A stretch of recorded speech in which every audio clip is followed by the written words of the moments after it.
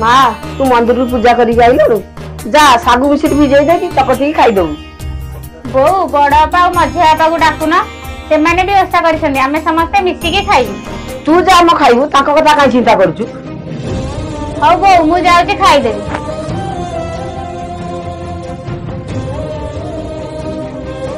देखले मझे सान को ओसा करछु बोली बोउता तो सागु मिश्री के जानी पकुड़ी छी सान बो भी तो बोर जीवन छाड़ी जाउ। आमे दी जन को घर रो बहु नो कि जते बेले देखो बो आम ऊपर खाली चिड़चिड़ी होउछे बो सान को तो एते भलो पाउछे हाय सान तो दिने बोर भलो मंड बुझुनी ना दिने खाया को भी दउनी। अपा मु तो ठीक अछि तमे माने कोन पई व्यस्त होछ। सान तू ठीक कहू जे जेंती करबे से सेंती पाइबो।